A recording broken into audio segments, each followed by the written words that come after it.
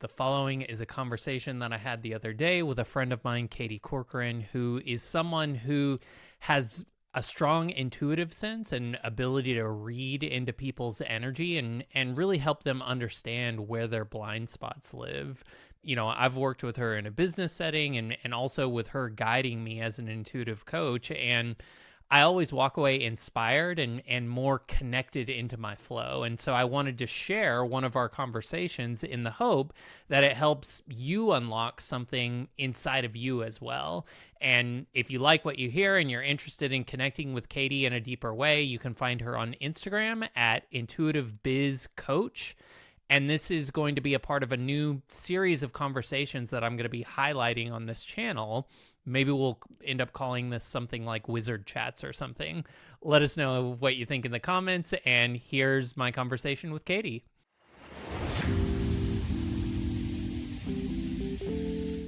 Cool. So what's happening with you?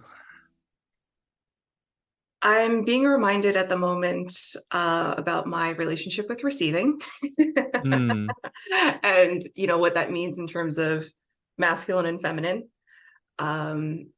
And really, really learning to trust. I think like last night I had an aha moment about like I know that I at times can struggle with receiving on any given level, something big, something small. As we know, like scale doesn't necessarily matter. But even in being mindful of it, I was thinking about how you really have to let go of control in order to mm. allow the receiving. And I don't necessarily consider myself like a control freak per se, like some of these other people who have control issues. You know, Yeah. I can kind of go with the flow. You know, I can let other people handle things. But then I was like, yeah, but underneath that, you know, in my quote fear of receiving or not feeling like I know how to receive all the time, underneath that is a fear of being out of control, Yeah. you know, with at least certain things at certain times.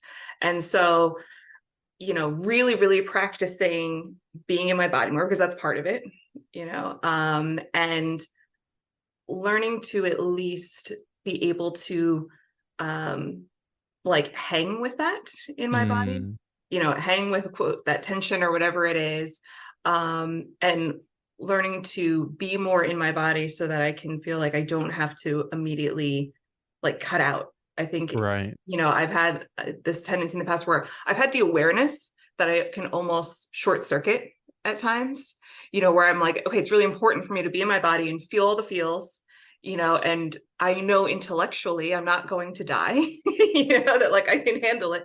And yet, even though I have that awareness, sometimes it feels like it's almost beyond my ability or capacity to stay with it. I'll, Yeah. you know, like unconsciously distract myself or just kind of like step out of it, even though I'm making this concerted effort to stay in it.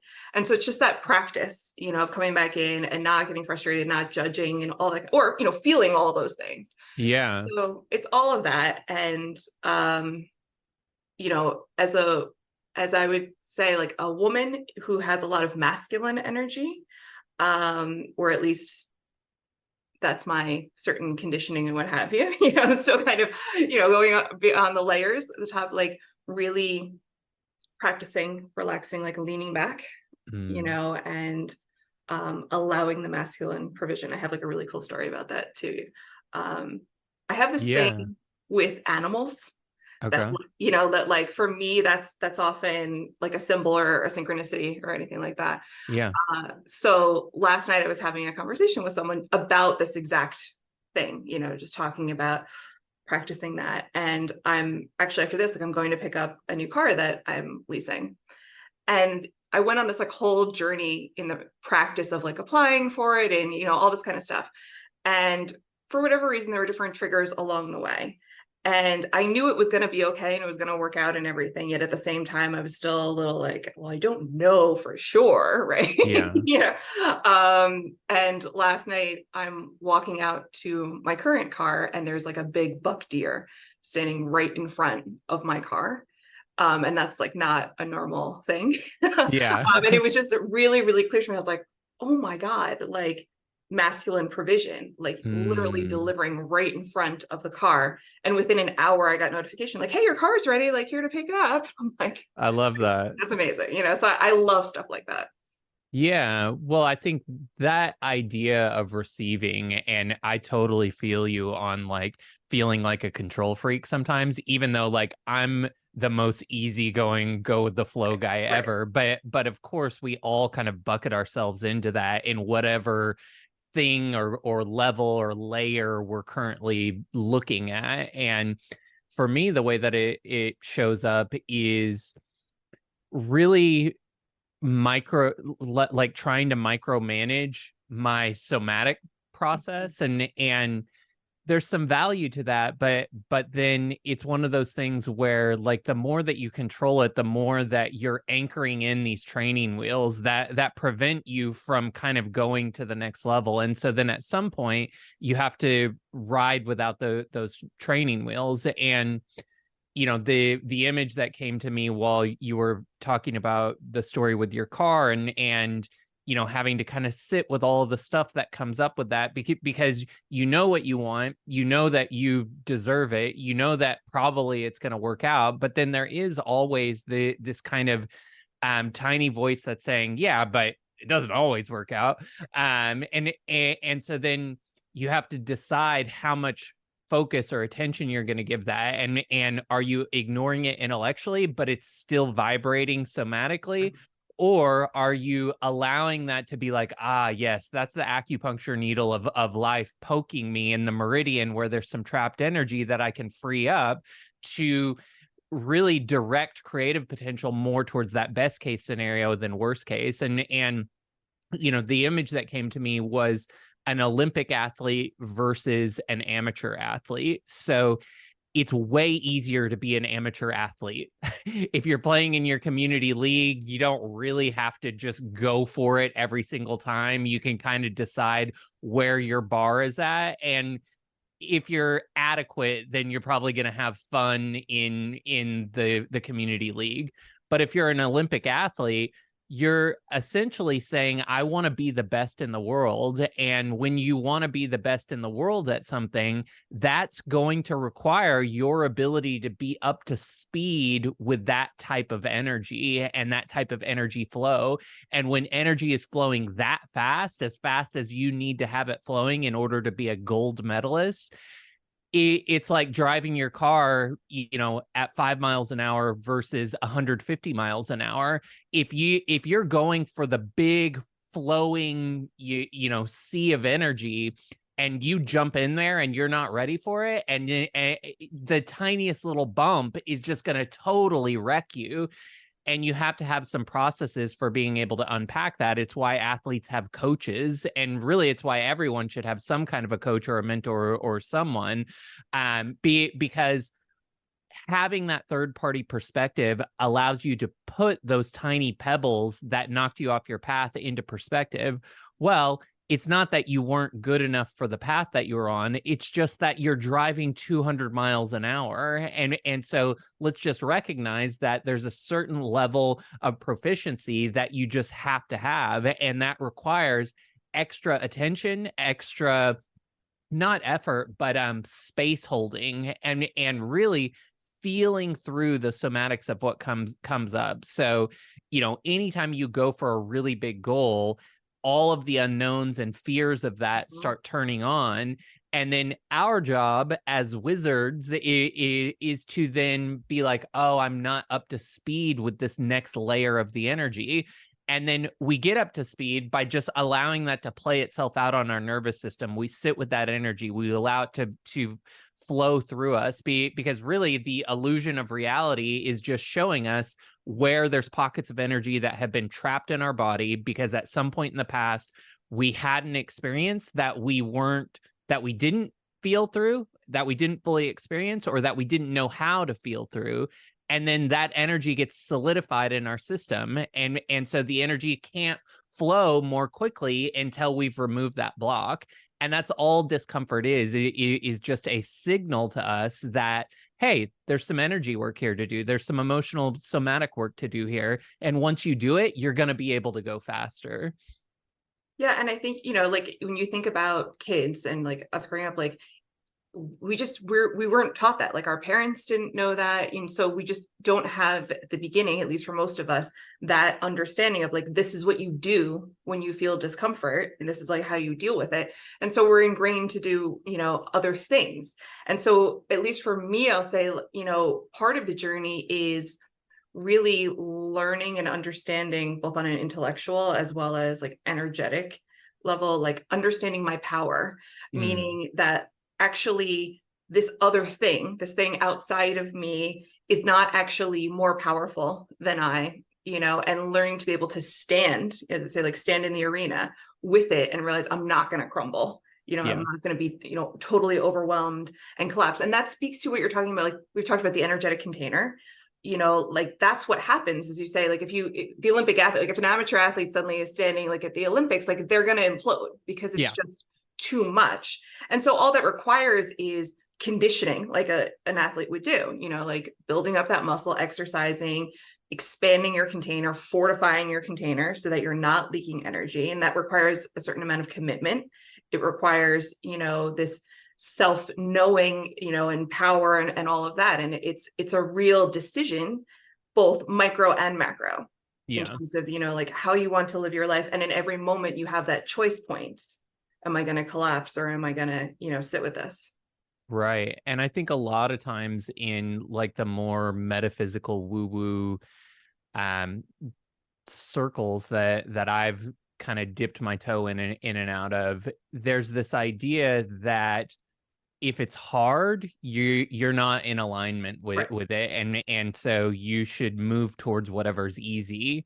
And there's some truth to that, because in a place of ease and in a place of relief, you're going to have more access to inspiration. Mhm. But just like going to the gym, if you want to get, you know, this ripped perfect body, it's going to require a little bit of discomfort, because that's just the nature of physical reality, is that sometimes friction is required in order to, you know, reorganize the entropy of something so that it's stronger. And, you know, living in that stretch zone, finding out where your stretch zone is, learning how to transmute uncomfortable energy into something that you can then utilize to grow that container.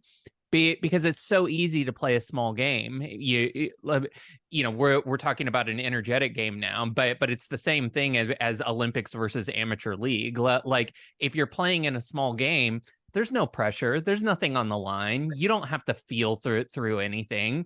You can have as many beers during that game as you want, and nobody's gonna care. And so each of us has to decide, what size game do I want to be playing? And you know, what a good coach can help with. And the reason that I, you know, am so 110% gung ho about having coaching with somebody, because that outside perspective can help you unpack, where is your stretch zone right now, because it's a moving target. And as you get up to speed with what was your stretch zone, that's not your stretch zone anymore. So as soon as you're super comfortable with where you're at, it's probably an opportunity at some point, when it feels inspired, to grow the game just a little bit. You know, and you see this in business all the time. Like you can work at the local level and have a very successful local business, but if you decide that you want to franchise at the state level or at the national level, it requires a completely different type of thinking. And an exercise that I do with myself often is, what would it take for me to take this business that I'm in, and in the next 90 days be making 10 times the amount of money that I'm making? Because you just have to think about it in a completely different frame. And it doesn't mean that that's the goal. You know, sometimes it's better to tighten the container and make sure that your product is really serving somebody before you go for the money carrot.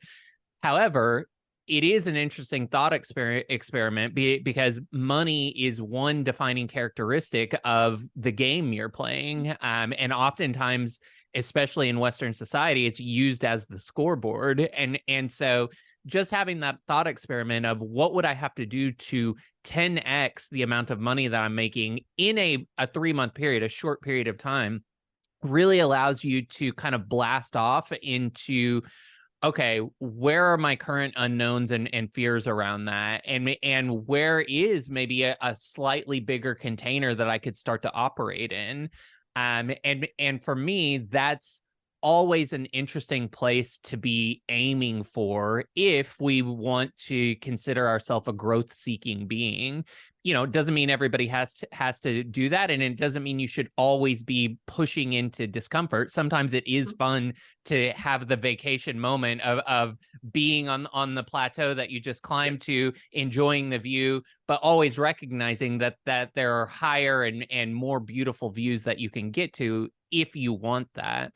And I think a lot of times growing that desire can become so scary that if you're not good at feeling through your discomfort, you end up justifying why you don't actually want that thing that you want.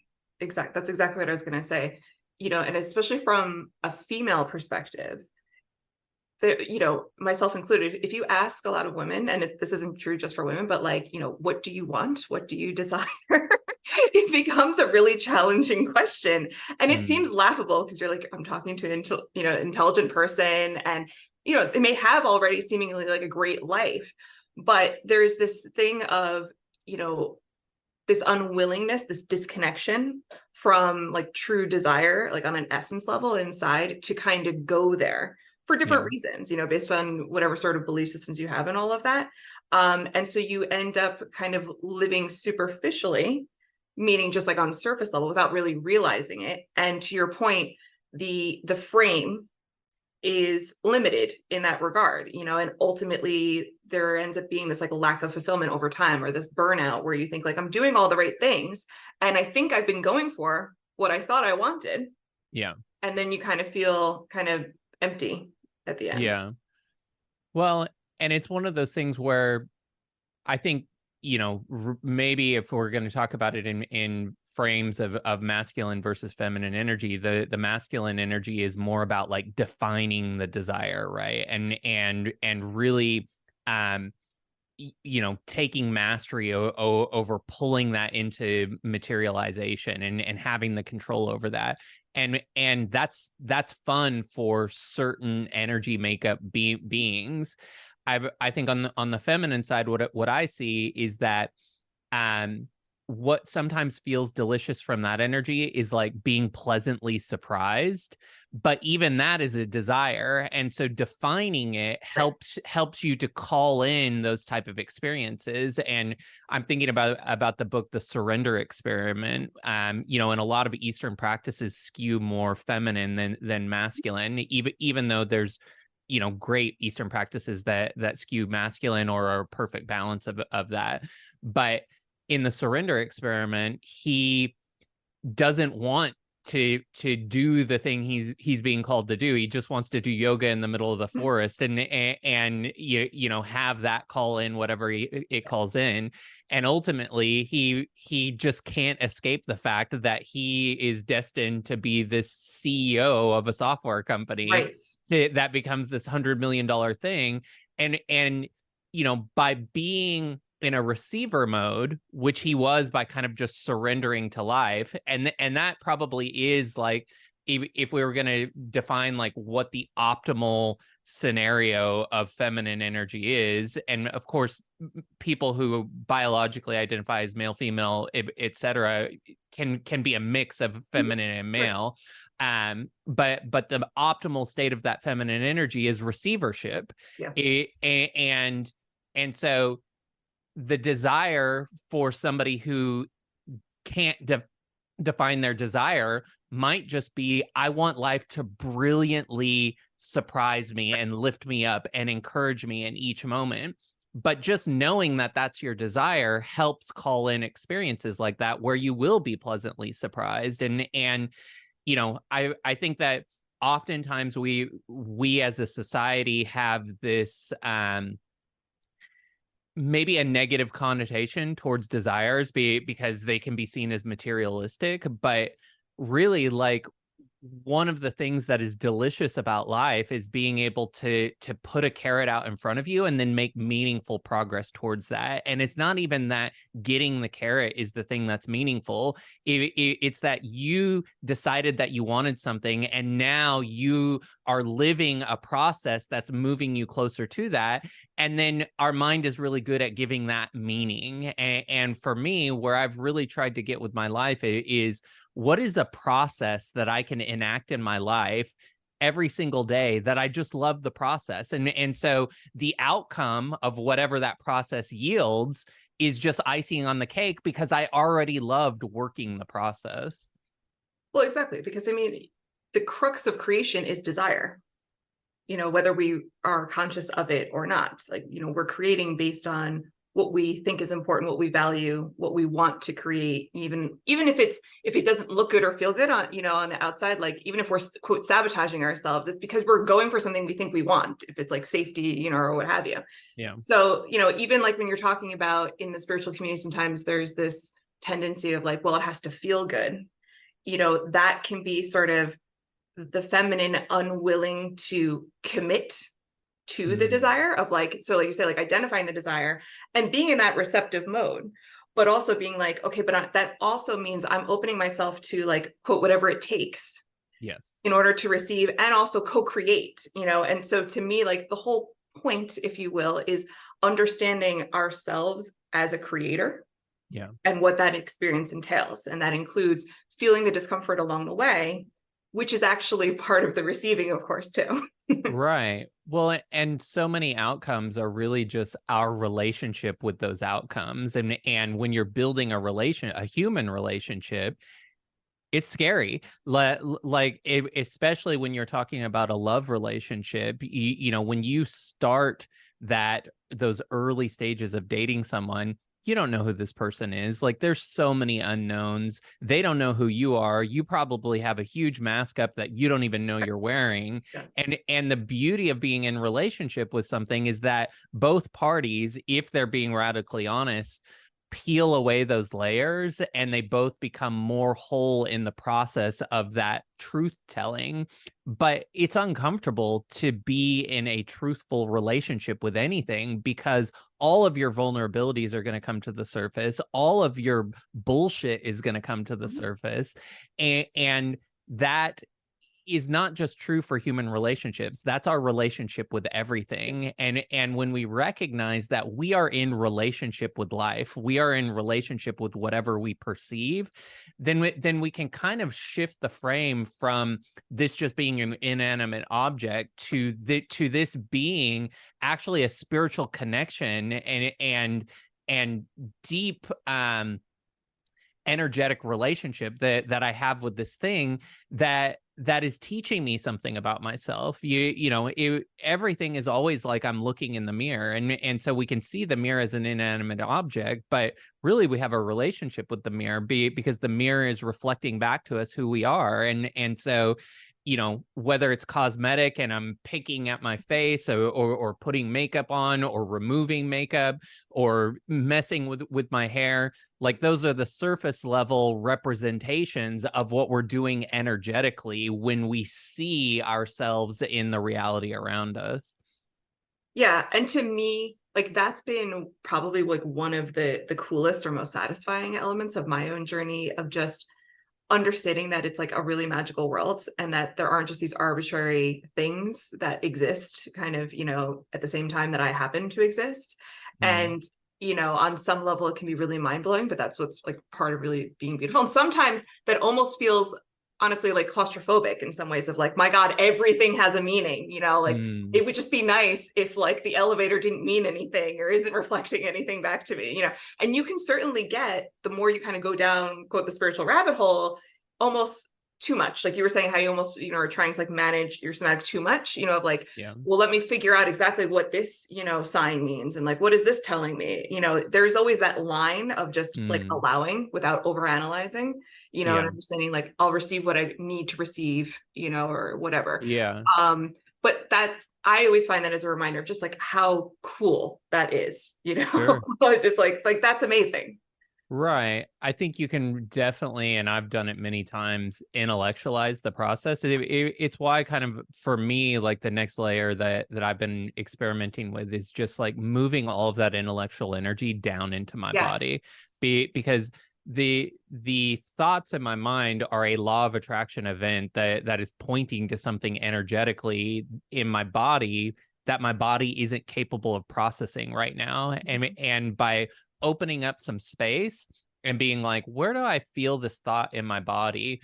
My body is so much more capable and so much more efficient at processing out that energy. And my body, because my nervous system is throughout my entire body, and my nervous system is really like the satellite dish that creates this field where that allows me to have this kind of more intuitive perceiving.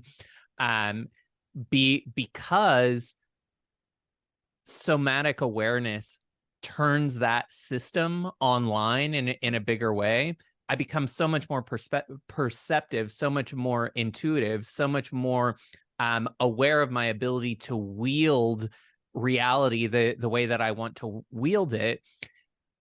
And I recognize that it's so much easier to move through discomfort in my body than when I try to do it intellectually. It's why people spend 30 years in therapy, but you can go to Yes. a somatic healer and in one session clear it all. Totally.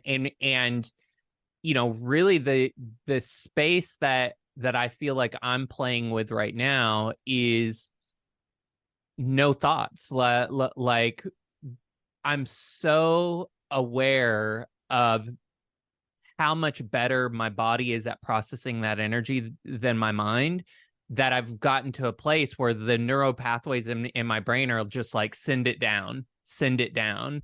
And so it's a really interesting experience of having this kind of peaceful void. And then of course I can bring energy up and think about things whenever I want to think about things. And sometimes they just are triggered automatically, and then I bring it back down into my body. But I really do think that as you kind of nurture that head heart relationship, which is just your ability to move energy from lower chakras to upper chakras and back, the result of that is that unconscious thinking Yeah. quiets to the point of silence, and then you're in this place where the only thinking is conscious thinking, and so the thinking is deliberate. And so of course that makes the spell work of thinking and language much more effective and efficient. And you know I definitely got to that place in the rabbit hole where I was giving everything a label and a meaning. And that can be useful because if you're positively labeling things, it actually does have a somatic effect on you, where you can convince yourself that you're having this really delightful experience and calling in that delightful experience. And then that's part of the feedback loop of reality that then delivers you that experience. But I think it was getting intellectually exhausting for me to constantly be giving labels to that many things. And so as I started to say, okay, well, this is an interesting intellectual interpretation that's just come to me, but also like, where am I feeling this in my body?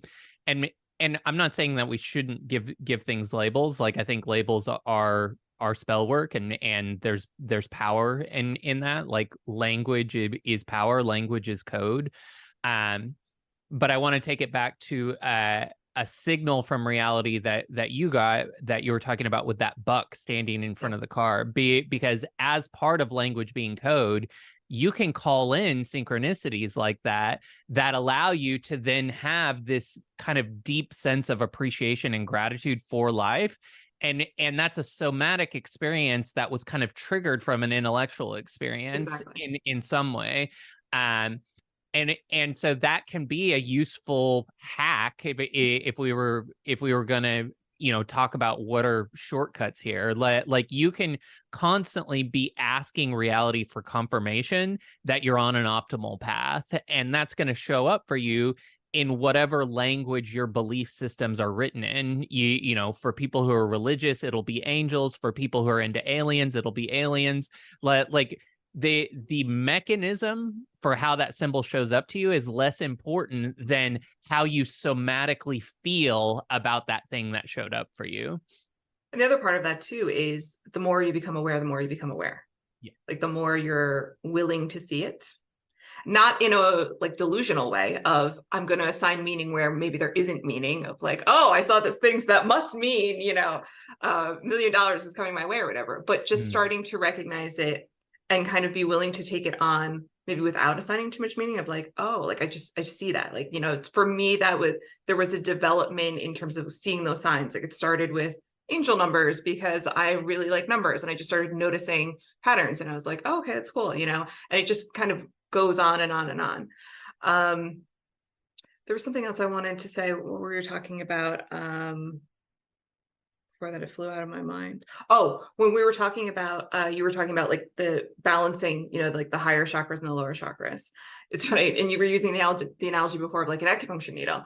I've been going to an acupuncturist recently, and he was talking to me about just that. Like, okay, I have a lot of fire energy, and like I've always had like acid reflux, right? Like even as a young girl.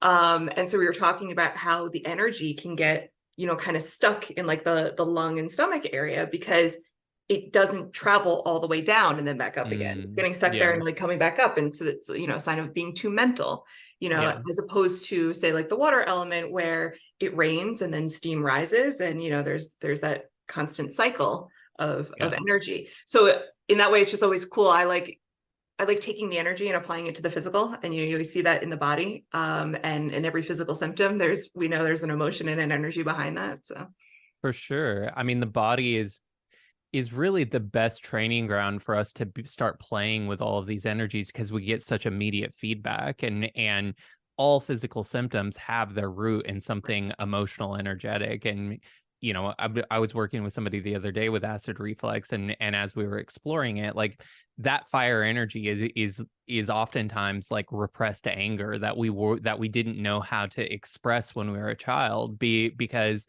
we're in a fight or flight moment, and we're mad at a parent or a sibling or a teacher, whoever it is, but we don't really have the tools to healthily express that. And so, if we're not allowed to temper tantrum that out of our body, and I've got some thoughts on the way that we can allow people to do that and still operate it as a society.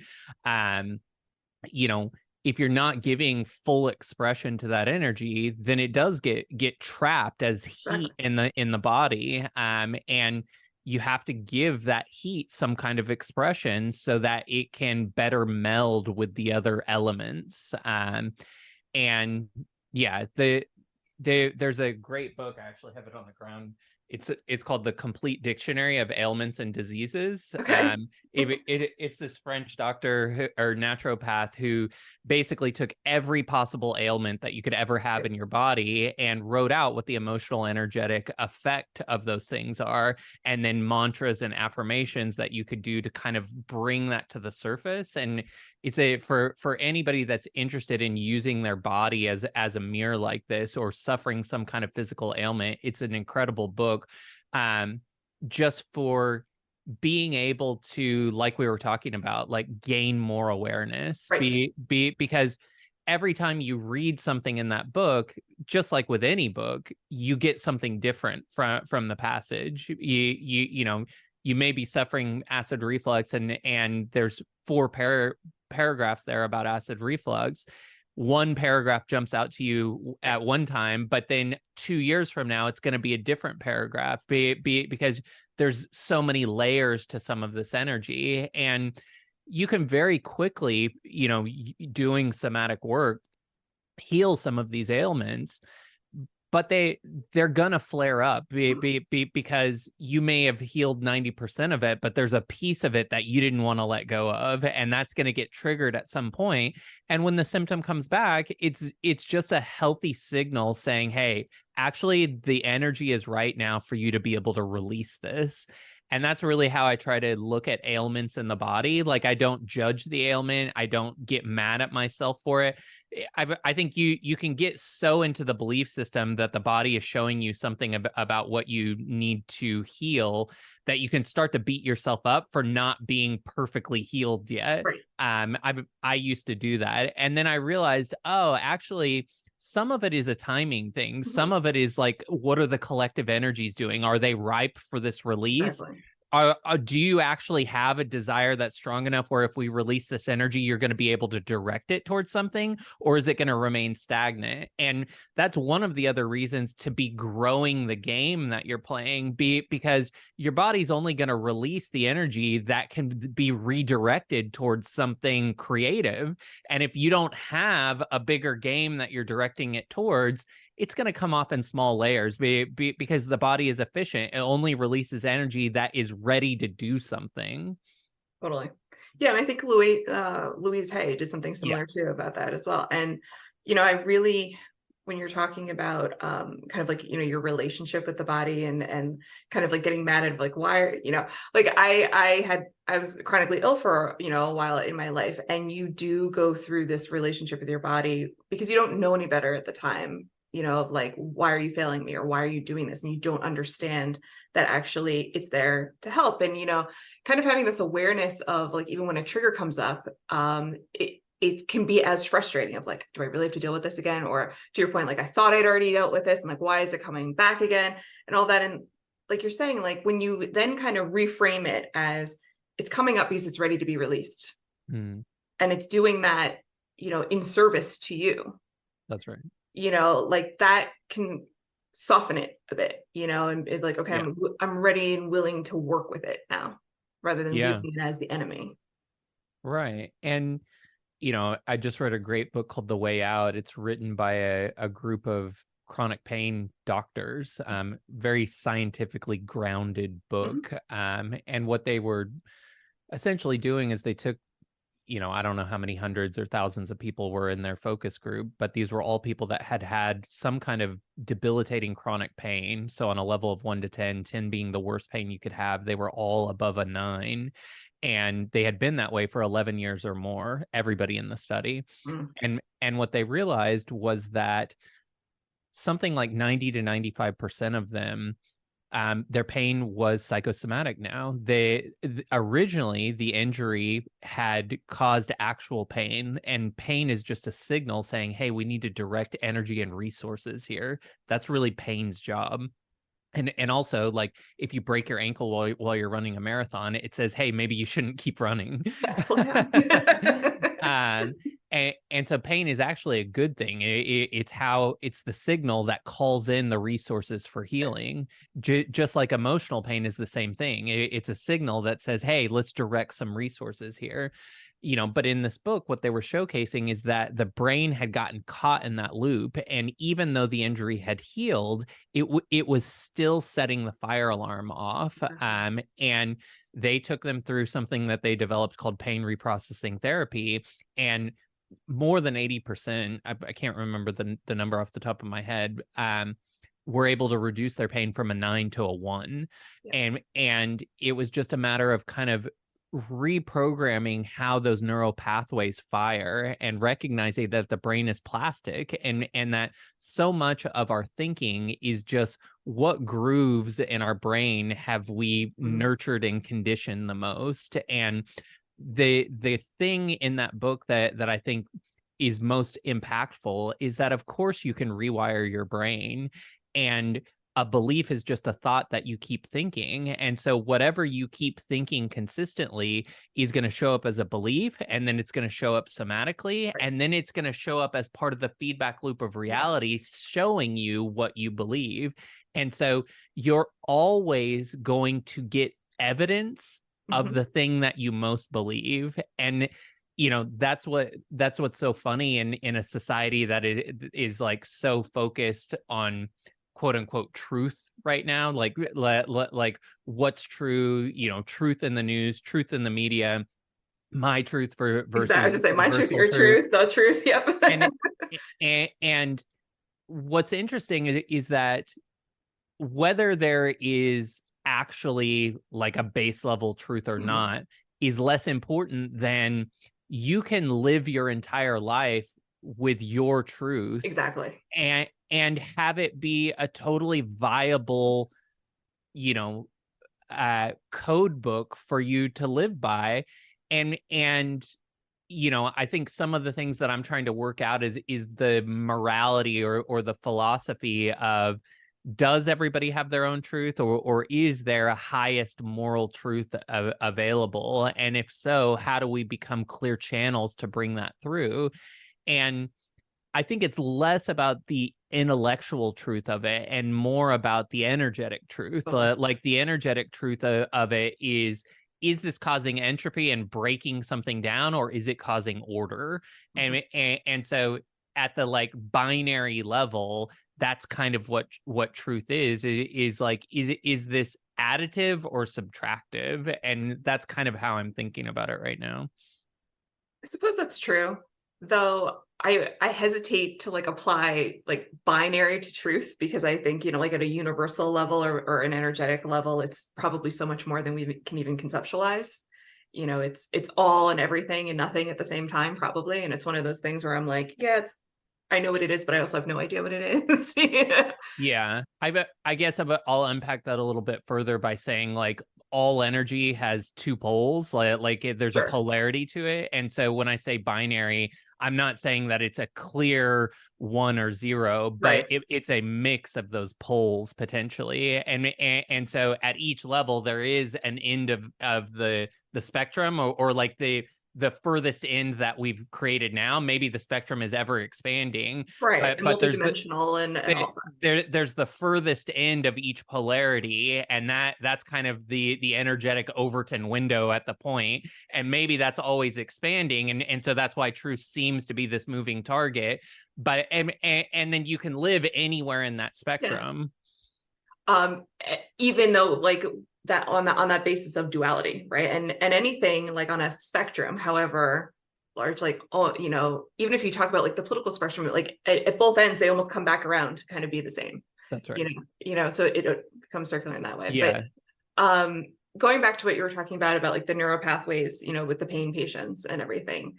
And I definitely experienced that myself with like illness, right? That like part of me was still identifying on a subconscious level as a sick person, even when I no longer was, Mhm. and I started to recognize that, in terms of like my hesitancy to, be too physical, or like what if I get sick again, or like what if I push it too far, and it's something that I didn't realize right away, and you can see what that looks like from like a PTSD perspective, because Mhm. like you say, like those neural pathways are really entrenched.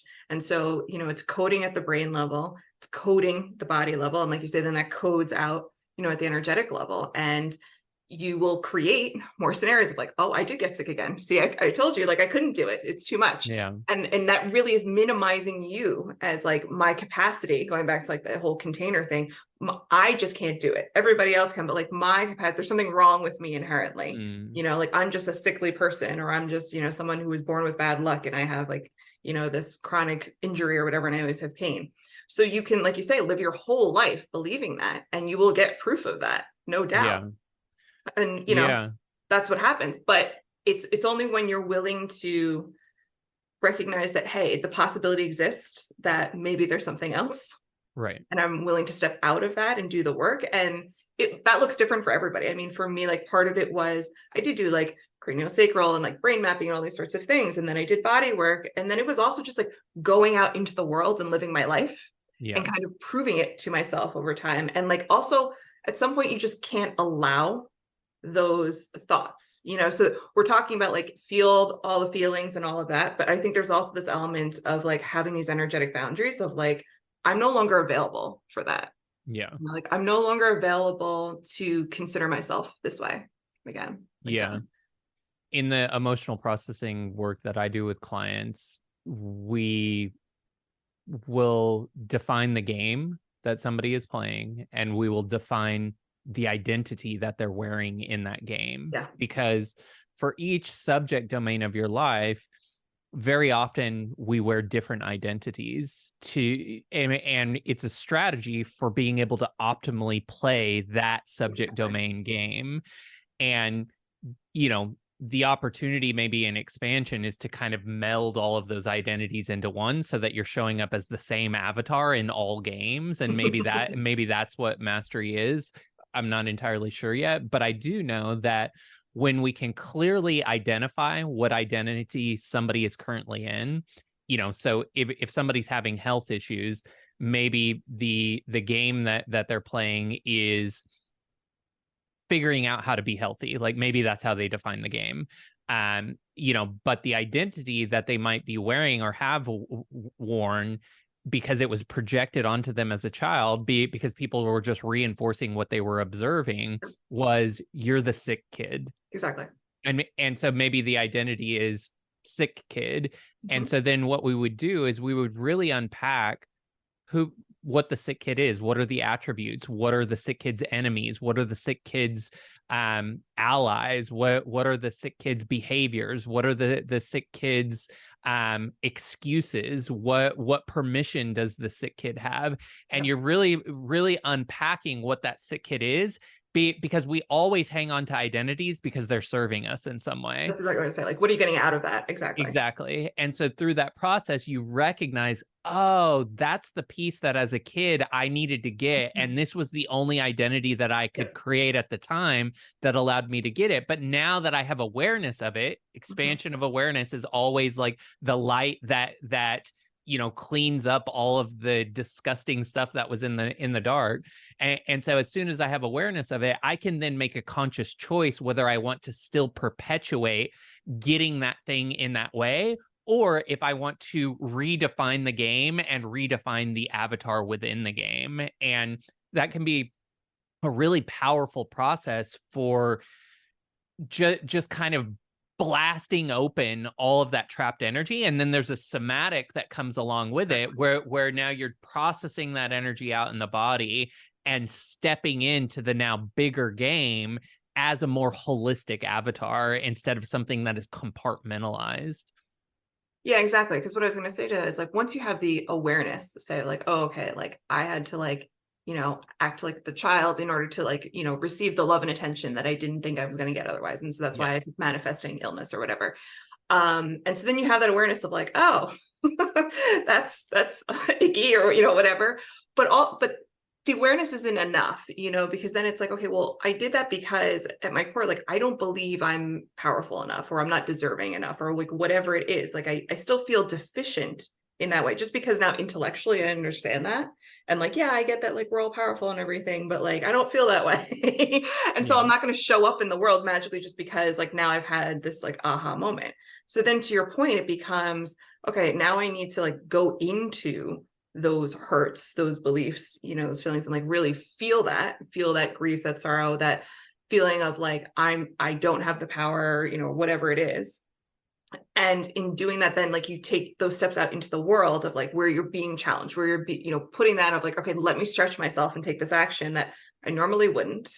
And that's going to bring up a whole bunch of stuff. And, it's that continuous commitment over and over again to like, okay, like sometimes you're going to dip back down again and like, oh, I collapse back into the sick kid again or something, but it's over time, you're fortifying that becomes your baseline, on an energetic and emotional and intellectual level too, of redefining that identity of like, I'm not that anymore. And now you get some runs on the board because you're starting to prove that to yourself on the 3D of like, oh, look, like I did it. And like, I lived without the pain, or I lived without the illness, and all that. So I think it's that combination, so people often ask like, well, how do you shift out of that? And especially for mental people like myself, like there is that attraction to understanding, being able to break it down and intellectualize it. And there's value in that, but that's not enough. And sometimes too, people are willing to take the scary action, but even that has to be backed up in alignment, supported with the energetic shift as well. Yeah. Well, in all of those things, because we're just living out strategies that we think are going to be successful, and maybe we're right about our strategy or maybe we're not, depending on our level of awareness. But ultimately, the way that I look at it is, okay, I've decided to play this game, whether I'm conscious or unconscious of Sure. the game, and I've decided to be this identity within the game. And Hmm. then I've developed my entire strategy around those relationships. But really, that's a microcosm of what's actually happening, which is I'm a spiritual avatar. And Exactly. then there's a spiritual experience Yeah. happening, and I'm actually all of it. And so, maybe the most expanded identity, that we could take on and develop strategies, in the games of life, is that I am everything, Right. and that because I'm also the experience and not just the avatar, Mhm. that means that the avatar doesn't have to do everything. I can delegate almost everything to the experience, which is also me. And so some people call this their spiritual team, some people call this God, but ultimately there's a feedback loop happening with the experience, which is what Yeah. we perceive as life, and me as the avatar, which is what we perceive as the body. But I'm actually a spiritual being that all of these things are happening within the spiritual beingness. And so from that perspective, defining the game in that way, and defining the identity or avatar in that way, it actually becomes much easier to call things into materialization, and to feel through that energy, because I'm turning over some of the somatics to what Joe Dispenza would call like diffuse awareness. So there's acute awareness, which is Mhm. when I'm like, I have to process all of this in my body.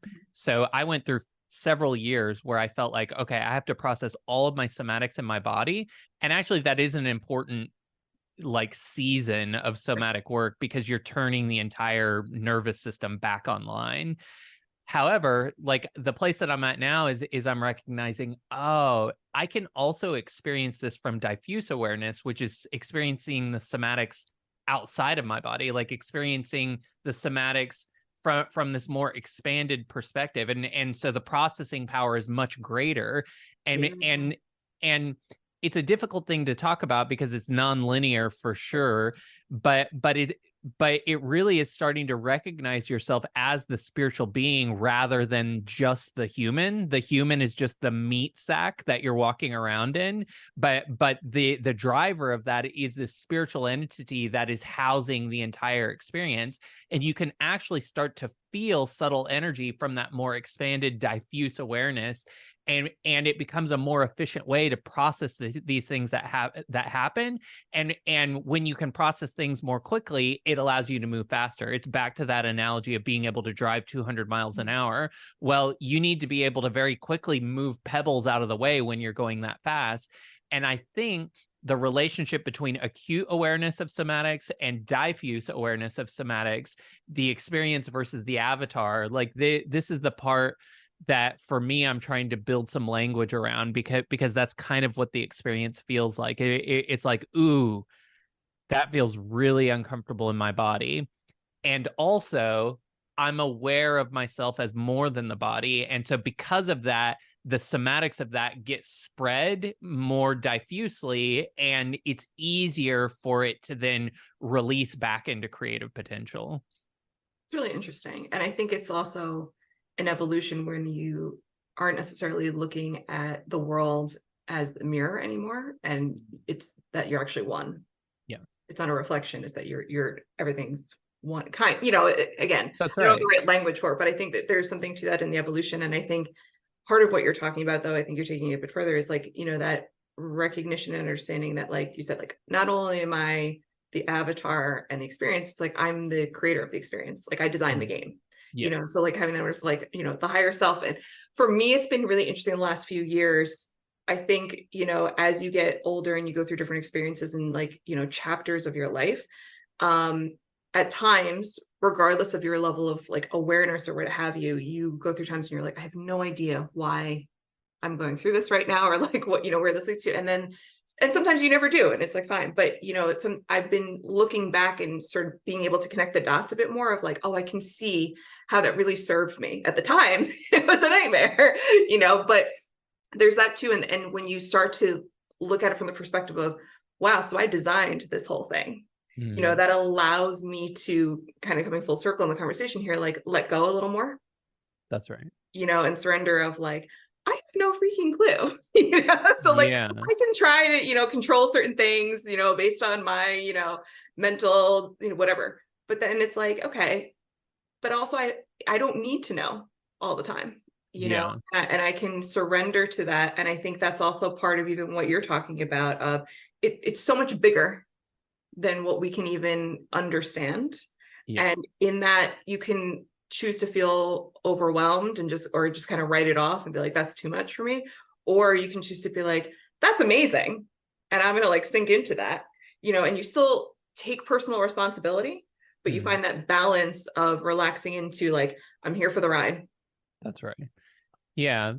It's really just letting life happen and then being acutely aware of what your experience is. And the more that you grow that awareness, the more that if you want to, you can start to connect dots on maybe what some of the underlying code of reality is, like the laws of the universe. And I think the reason that surrender is often the best practice, and surrender not in giving up, but surrender in releasing control, kind of bringing it full circle to this idea of control, like releasing that control allows you to peek behind the curtain at what some of the underlying mechanisms of reality are.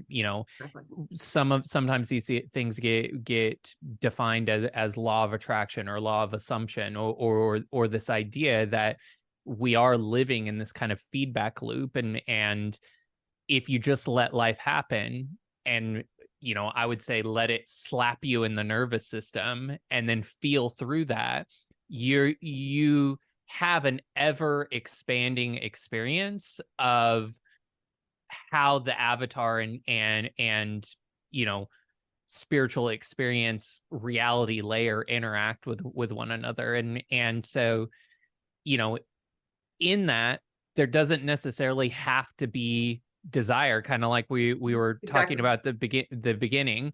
Mhm. Like desire is more of an intellectual Yeah. concept, like it is me being like, ooh, I want to wield my power. Yep. And I think that is fun. And I hear people that are maybe further along on their path, or just on a different path, or approaching it from a different angle. And right now I want to have desire.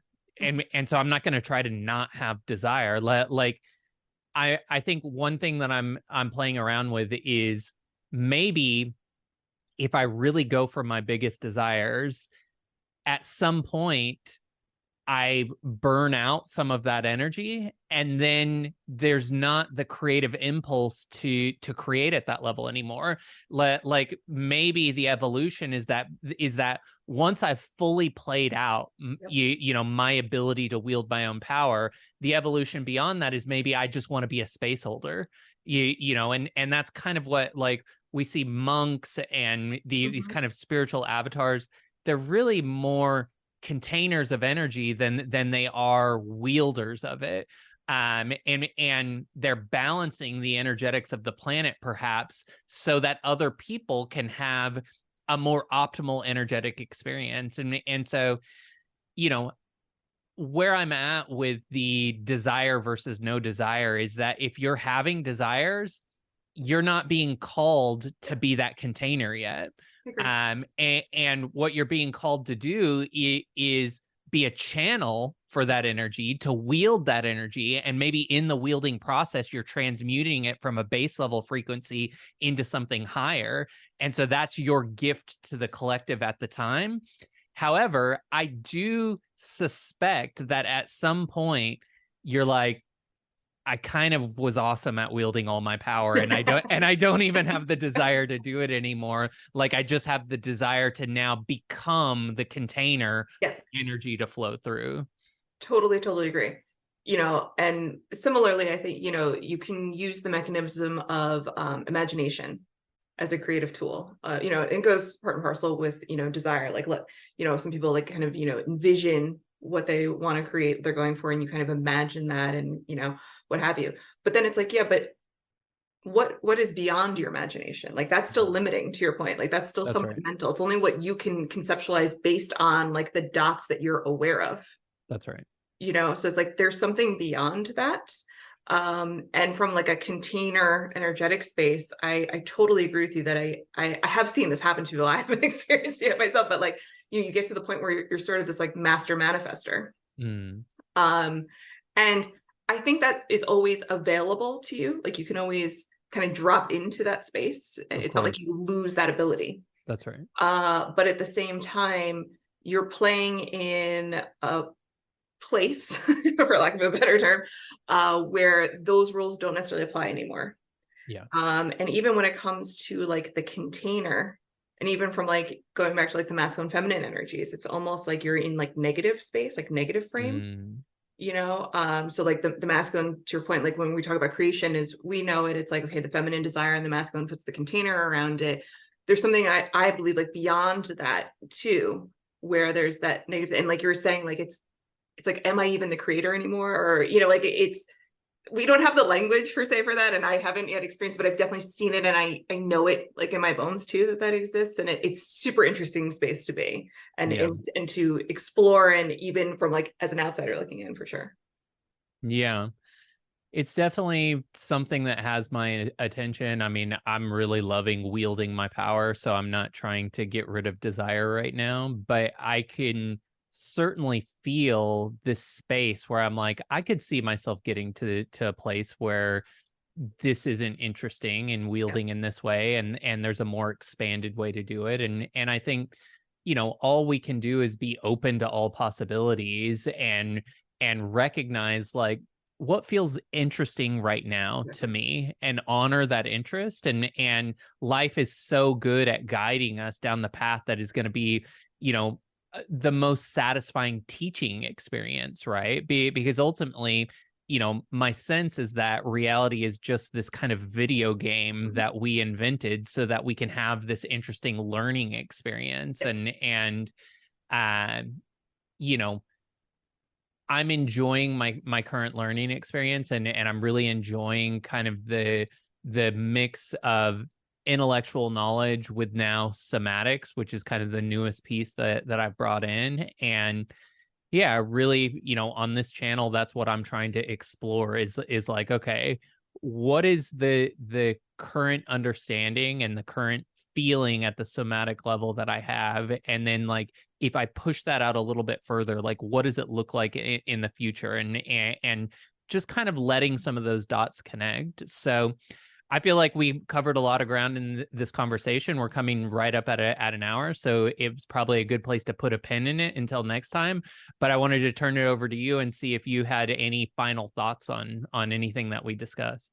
I know I could go on forever. No, I love these conversations, and they flow so quickly. And no, I agree. I think this is a good place to put it. And I guess the question I would leave you with is like, based on what you're saying of like your experience of like kind of feeling this sort of quiet pull towards, oh, there's something kind of beyond. I have the sense that it comes from the place of like over time, what we've been talking about, of like as you I'll call it process the triggers, release the energy, you're kind of emptying yourself out. Hmm. I imagine that's kind of what leads to this over time. Not Yeah, to a place where like you're totally triggerless per se, but I think that's kind of the thing. And to your point, like that's, to me, at least my understanding right now, the whole point of this life is, like we're talking about the higher self and designing it. It's all about the experience, that whole cliche of like, it's the journey, but it's what for me gives me perspective at times when I can get too in my head and yeah, to making this too real. It's understanding, just taking a step back and like understanding there's so much more that I'm aware of, and then probably so much more that I'm not. yeah. And the final thing that comes to me on that, and kind of the thing that has me interested in this idea of like beyondness, Mhm. you know, I think it's autobiography of a yogi, and also I've read it in some of Sadhguru's books. This idea where these avatars, these spiritual avatars, like monks or gurus or people that are really delving into the depths of their spiritualness as a being, they get to this point of emptying, right? And so then that really creates this void. Like, emptiness is a void, and so then that calls energy and things into them and through them, and so they become this interesting vortex of energy. Yes. And then things just kind of naturally build around them because of that vortex of energy that they become. But I've heard multiple of these avatars talk about how you get to a place where you're so emptied that you will dematerialize, and so they have to get really focused on, I love delicious food. Or I remember, I think it was Autobiography of a Yogi, there was this guru that lived on a mountain in some cave, and in order to sit with him you had to bring him like 3 bottles of vodka, because he was using that as like an earthly desire to anchor him into reality, otherwise he would dematerialize. Wild. And so there's this really interesting relationship, I think, that we have with both emptying and desire, where desire is in many ways an anchoring thing, Totally. like it's focusing intention in a way that keeps us materialized in reality. And it's why, when people talk about killing the ego, I'm like, no, you need the ego. That's what holds you in physical reality. If you truly dematerialize the ego, you would dematerialize your entire experience, because the ego is the focuser into this dimension. And so you posed a question, and I guess I'm kind of adding on to it, in just like, what are the expanses that are beyond desire, and our relationship with desire, and what is the relationship between emptying and then having that desire anchor us in place, just because we're choosing to be here rather than karmically being here. That's fascinating. And I love the idea of thinking of desire. Often I can think of it as ethereal, but actually thinking about it as it's actually grounding. Yeah. That's awesome. I think it's a great place to leave it, but that's so cool. That's a whole other episode talking about that. But it's very, very cool. Awesome. Well, Katie, thank you so much for being here. I really appreciated the conversation, and I hope we can do it again. Oh, likewise. Thank you so much.